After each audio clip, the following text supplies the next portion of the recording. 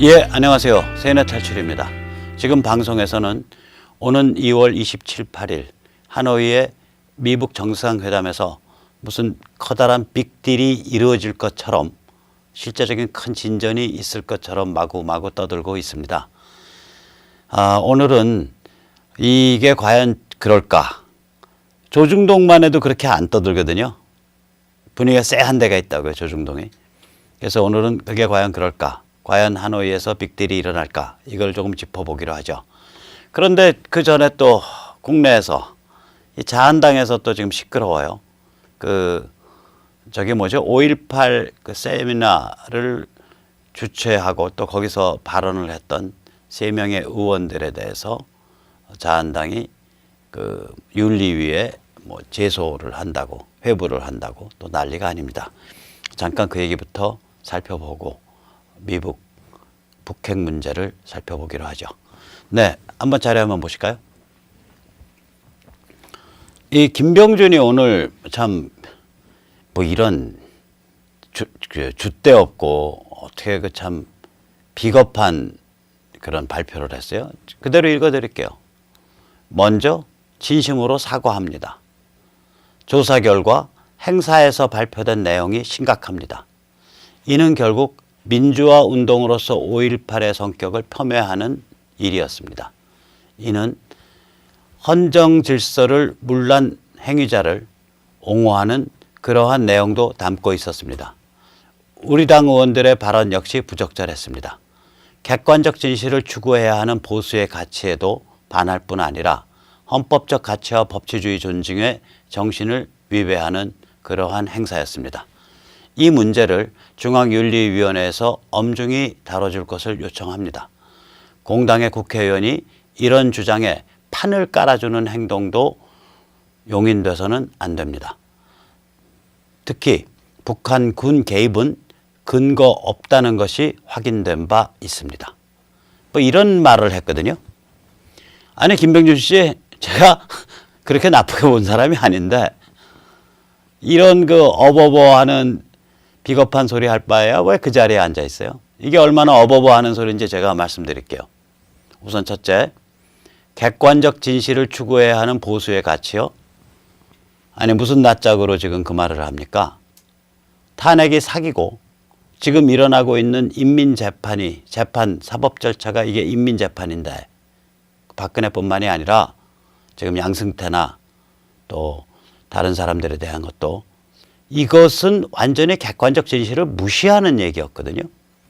제가 언제 한번 시간이 되면 박근혜 정부에서 제가 청와대에서 3번 칼 맞고 국정원에서 한 번 칼 맞은 얘기 3+1 시리즈 얘기를 한번 드릴까 말까 지금 고민 중이에요.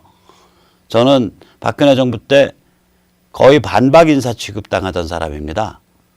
그런데 이 탄핵을 보면서 제가 2가지를 주장을 했어요. 하나는 뭐 정치 리더십이 있던 없던 그 사람이 통진당 해산시키고 전교조 법의 노조와 만들고 사드 배치 결정하고 개성공단에서 방 빼고 이런 강단 있는 일을 외교 안보에 관해서 했다.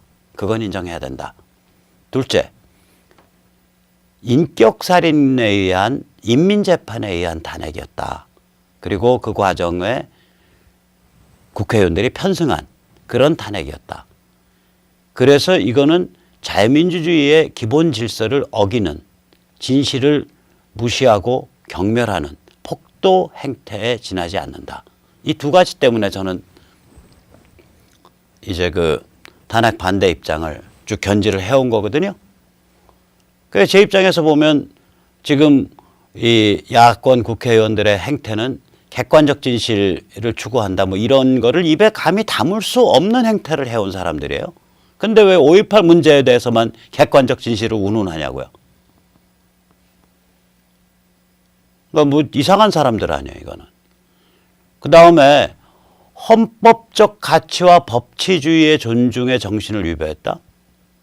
아니, 그 맞는 소리든 틀린 소리든 의혹이 있어서 나 그거 의심이 간다 라고 말한 게 무슨 대단히 헌법적 가치와 법치주의를 어긴 거예요? 아주 무서운 사람들이야. 그 다음에 아니, 동네 깡패 양아치 애들도 자기 저기 동료 가서 어디 딴 데 가서 딴 사람한테 맞고 오면 우르르 몰려가서 같이 패요. 정치는 패싸움이에요. 내가 그래서 정치판 안 가는 거예요. 지금 패싸움이 붙었는데 바로 오랏줄 묶어가지고 수갑 채워가지고 상대방한테 넘겨줘? 싸움을 아는 자들이요? 아, 동네에서 무전 취식하고 당구장 가서 삥 뜯는 삼류 양아치 건달한테도 배우셔. 그것만도 못하네, 행태가. 그 논리학적으로 또 문제가 있어요. 북한 군 개입은 근거 없음이 확인됐다. 이렇게 말했는데 이거 완전히 그릇된 얘기예요. 오늘 국방부 발표 보면 북한 군 개입은 확인되지 않은 사안입니다. 이렇게 발표했어요. 확인되지 않았다와 근거 없음이 확인됐다라는 건 완전히 논리적으로 다른 얘기거든요. 이 북한군이 개입했냐 안 했냐 혹은 뭐 북한의 어떤 다른 성격의 요소가 개입했냐 안 했냐 이거는 결국에 가서는 지금 남쪽은 워낙에 망가져 있고 이게 시간이 한 40년 지났기 때문에 남쪽에서는 안 밝혀져요. 결국에 가서는 북쪽 자료가 나와야 최종적 증거가 나오는 거예요. 이게 이쪽이든 저쪽이든. 그러니까 아무것도 확인을 할 수가 없는 사안이라고요. 이게. 북한군 개입은 근거가 확인된 바가 없다. 이게 맞는 말이라고요. 그 정도 표현은 해줘야 된다고. 근데 근거 없음이 확인됐다. 아니 지금 국방부조차 문재인 정부의 국방부조차 그렇게 발표를 안 하는데 당신이 뭐라고 김병준 씨 당신이 뭐라고 거기서 한 걸음 더 나가서 근거 없음이 확인됐다라고 말해. 근거가 확인된 바 없다 하고 근거 없음이 확인됐다고는 논리학적으로 전혀 다른 말이라고. 그 다음에 이게 북한군 개입이라는 것 자체를 정의를 해야 되거든요. 저는 어저께 얘기할 때 북한 개입이라고 표현했어요. 북한 개입이 있었다고 생각한다. 예를 들면 그거는 확인된 바 있거든. 뭐냐면 국내에서 아무 보도도 안 하는데 거의 실시간으로 평양방송에서 광주 상황이 나왔단 말이에요. 그때. 그거는 확인된 바 있잖아요. 그런 보도는 많잖아. 그러면 북의 특수군이 와 있지는 않았어도 거기서 북의 개입에 의해서 또 이렇게 해서 계속 북으로 전문이 날아가고 그게 북에서 그 사태에 여론전으로라도 개입했다. 이거는 맞는 거 아니야. 그거는 굉장히 현실적 근거에서 추정될 수 있잖아요. 그 다음에 우리가 생각하는 특수군인, 즉 다 1, 2, 4군 부대 같은 거, 김신조 잡혔을 때 내래 박정희 목대로 왔수다. 이러한 특수군인은 아니더라도 그런 군인의 성격이 아니라 아주 소수 정예, 폭동 내지 봉기, 무장투쟁을 유도하는 전문가들이 만약에 수십 명 들어왔었다면 그거는 그러면 이건 군 개입이라고는 못하더라도 이건 개입이거든요. 여전히 굉장히 치명적 개입이거든요. 근데 그런 일이 발생했다면 근데 이런 거는 발생했다 안 했다 양쪽 다 최종적 확인이 불가능한 일이에요. 이게 최종적 확인이 불가능하다고요. 많이 해봐야 그러니까 근거 없음이 확인됐다 아니라 근거가 확인되지 않았다죠. 정확히 표현하면 프루브되지 않는다는 거예요. 그렇다 그래서 디스프루브되지도 않는 거거든. 그 틀렸다라고 증명되는 것도 아니라고요. 틀림을 증명한다는 게 옳음을 맞다를 증명하는 것보다 어려울 때도 많아요. 그러니까 이런 말 함부로 하시면 안 된다고. 논리학 공부부터 좀 하고 오세요. 대학 교수 하셨다며? 근데 어떻게 그렇게 어벙한 소리를 해요? 문재인 정부의 국방부가 하나는 발언도 하고 있어. 그게 참 한심한 거죠. 근데 대한민국의 문재인 정부 586 집단이 한심하든 안 하든 또한 거기에 맞춰서 이중대 노름을 하고 있는 야권 인사들이 한심하든 안 하든 지구는 돕니다. 그래서 지구에 도는 것을 오늘 살펴보겠습니다. 이 싸움의 법칙이 있어요. 지금 우리가 트럼프가 왜 지구 반바퀴를 돌아서 그 진짜 정확하게 지구 반바퀴거든요. 워싱턴에서 베트남 정도 되면 딱 지구 반바퀴 된다고요. 지구 반바퀴를 돌아서 왜 트럼프가 하노이까지 가서 김정은을 만날까? 과연 요번에 하노이에서 무슨 빅딜이 일어나는 건가? 순진한 사람들은 그렇게 생각하기 쉬워요. 이거는 좀 싸움을 많이 해봤거나 사업을 해보셨거나 그래서 승패를 갈라본 사람들은 이런 걸 많이 본능적으로 느끼는데 싸움의 법칙은 뭐냐면요. 원하는 시점, 원하는 장소, 원하는 방식을 선택하는 겁니다. 이게 손자병법에 나오는 지피지기 백전불태라는 8글자의 뜻입니다. 상대를 알고 나를 알면 둘을 아니까 최적의 시점, 최적의 장소, 최적의 방식을 택하게 될 거 아니에요. 그 택하는 그거를 페이스라 그러는데 그 페이스를 못 만들어내고 상대가 페이스를 가지면 어떻게든 상대로부터 페이스를 뺏어내려고 하는 그거부터 한다고요. 승패 결정, 승부 결정을 하는 게 아니라 승부 결정은요. 원하는 시점, 원하는 장소, 원하는 방식에서 해야 돼요.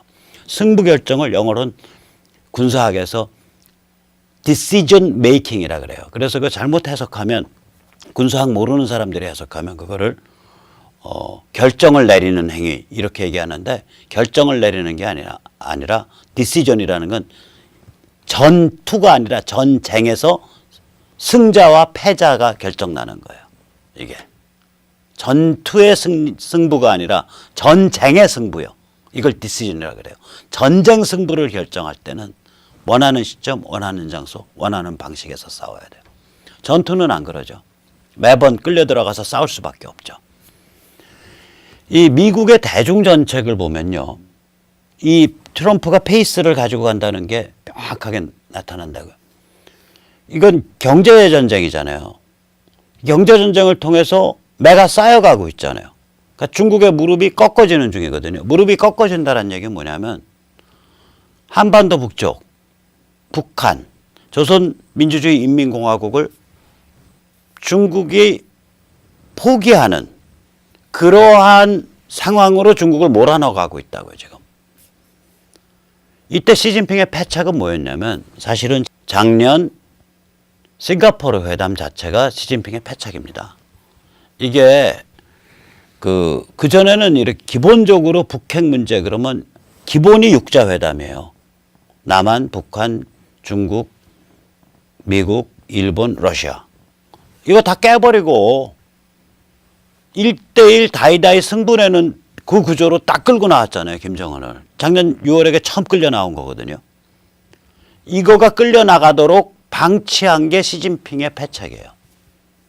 그때 시진핑이 목을 내놓고서 만약에 북한을 보호하려고 그랬으면 야, 이 문제는 중국의 문제기도 하니까 중국이 반드시 협상 테이블에 참여해야겠어. 이렇게 들고 나오고 혼자서 못 나가게 했어야 돼요. 근데 그 이후로 구도가 어떻게 쭉 굳어진 거냐면 작년 6월 이후로 구도 자체가 트럼프와 김정은이 승부를 낼 수밖에 없는 구도로 굳어져 가버린 거예요. 이거는 구도 자체가 트럼프가 이기게 돼 있는 구도라고요. 그 다음에 이제 트럼프의 대북 정책을 보면 한편으로는 경제적 군사적 압박을 가하고 다른 한편으로는 계속해서 이 대화 방식으로 1대1 대화 방식으로 끌어내니까 이게 중국 영향권으로부터 불리잖아요. 이게 얼마나 겁나면 김정은이 신발이 닳도록 또르륵 쫓아가서 시진핑한테 보고하고 또르륵 쫓아가서 보고하잖아요. 이게 분리를 해내니까 겁이 나니까 그런 거거든. 그러니까 한편으로 군사적 경제적으로 압박을 가하고 maximum pressure 그렇게 표현하죠. 미국에서는.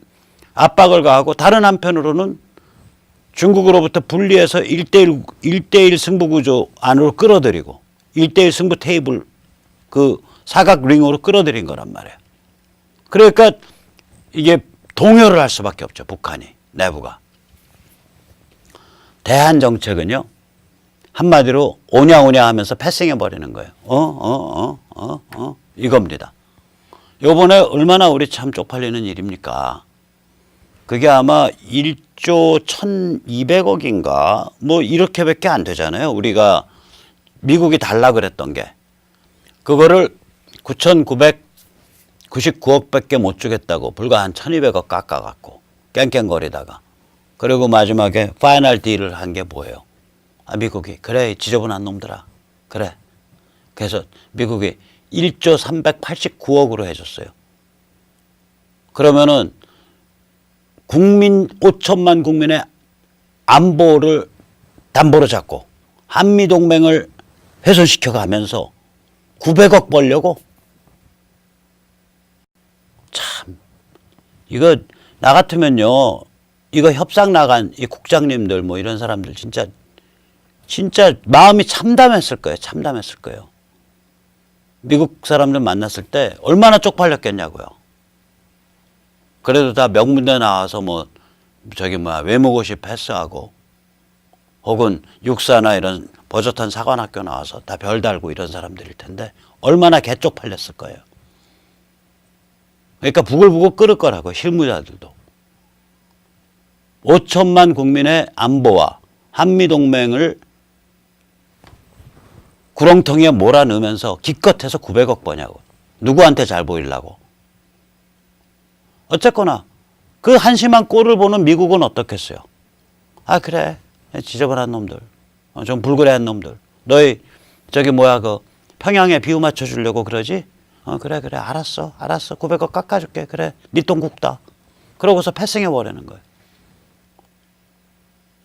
왜 그러냐면 어차피 지금 승부처는 베이징하고 평양이거든요. 지금 국면에선. 서울하고 승부낼 이유가 없다고요. 긴장할 이유가 없어요. 서울하고. 승부는 거기서 나니까. 그러니까 느긋한 거예요. 앞으로 몇 달 느긋할 거예요. 언제까지 느긋하냐? 내년 대선 국면 본격화. 미국의 대선 국면. 그러니까 내년 봄에 일어나죠. 그때까지 느긋해요. 그때까지만 어떻게든 결판 지으면 돼요. 지금 이런 상황입니다. 자, 중국 무릎이 꺾이는 거 이것만 보면 아실 수 있어요. 이 여자 아주 근사하죠? 뭐 강경화가 이 여자 필 좀 모방했나? 근데 훨씬 분위기가 제가 보기에는 뭐 다른 분들은 어떻게 볼지 뭐 제 보기에는 강경화보다 훨씬 더 분위기가 차분하고 고급져요. 이게 이제 크리스틴 라가르드라는 IMF 총재입니다. 이 여자가 이제 어저께 중요한 말을 했어요. 세계 경제에 아주 커다란 먹구름 4개가 끼어 있다. 하나는 미중 전쟁. 그러니까 이제 무역 및 관세에 관한 그런 긴장이라고 표현을 했어요. 두 번째가 금융 긴축. 세 번째가 브렉시트. 지금 영국이 다시 국민투표로 해서 뒤집지 않는 한 3월 말이 되면 EU와 영국 사이에 딜이 맺어지던 그 딜이라는 건 뭐냐면 어떻게 이혼할 거냐. 그래서 EU와 영국 사이에 이혼 패키지가 만들어지지 않던 무조건 깨지는 거예요. 3월 말이면. 그게 브렉시트 위기죠, 지금. 그 다음에 네 번째가 중국의 성장 둔화. 이 4개의 먹구름이 끼어 있다. 그래서 이제 한 방에 번개치고 파국이 올 수 있다. 이런 얘기를 했어요. 이 4개의 먹구름이 끼어 있다는 오케이. 또 중국이 피박 쓰고 지금 피박이 아니라 중국이 아주 급전직하로 꼬라박고 있다. 이것도 오케이. 그 라가르드 말 다 맞는 말이에요. 근데 한 방에 번개치고 파국 온다. 이건 아니에요. 왜냐? 자, 보세요. 미중 전쟁이라는 거가 세계 무역을 수축시키잖아요. 이 수축이나 이런 하강에서는요, 파국이 안 와요. 파국이라는 건 풍선이 빵빵하게 부풀어 올랐다가 빵 터지는 거예요. 2008년 금융 보면 알죠. 국제금융위기. 그때 우리가 흔히 미국의 무슨 프라임 모기지에 의해서 발생했다라고 하더라도 그것뿐만이 아니라고요. 그때요, 얼마나 베이징 올림픽 전에 얼마나 경제가 과열됐냐면 썩어가는 카고 화물선 하나가 제가 정확한 기억은 못해요. 예를 들어서 3만 톤짜리라 그러자고요. 썩어간다는 얘기는 선령이 30년, 40년 이렇게 된 거예요.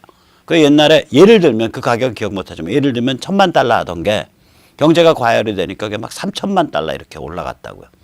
그래서 배값이 천정부지로 솟을 거라고 전제를 하고 어떤 세계적 상선회사가 아주 큰 돈을 지르고 장기 용선 계약을 맺어놨다가 나중에 경제 버블 꺼지고 경제 꼬라박히면서 세계 물동량은 줄어들고 배 임대료도 왕창 다운되는데 자기들은 계속해서 그 여러 척 배에 대한 고가의 용선료 내야 되니까 망해버렸어요. 그 상선회사가, 그 바보 같은 상선회사가 현대상선입니다.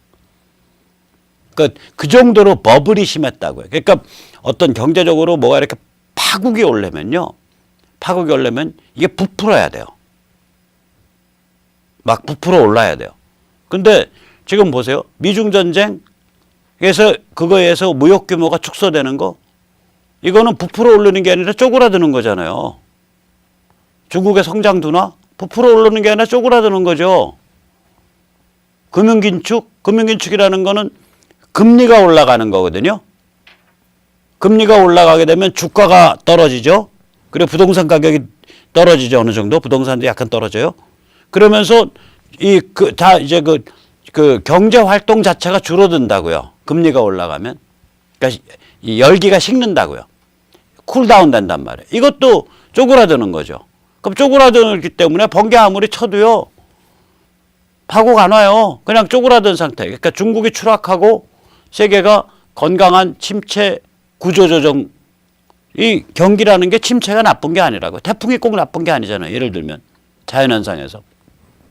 태풍이 불면 대기가 확 바뀌고 물이 위아래가 바뀌어서 물도 깨끗해지고 장기적으로는. 그다음에 계곡 같은 데다 쓸려 내려가서 깨끗해지고. 태풍이 반드시 나쁜 거 아니거든요. 큰 사이클로 보면. 그러니까 마찬가지라고요. 경기에 있어서 침체가 반드시 나쁜 게 아니에요. 건강한 침체 구조조정기로 가는 거예요, 이게. 물론 그러니까 이게 그리고 나라마다 완전히 증상이 다를 거예요. 세계 경제가 아니라.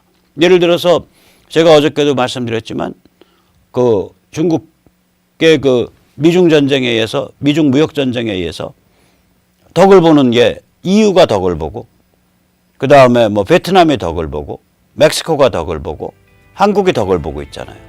덕을 보는 측면이 있다고요. 세상이 그런 거 아니에요.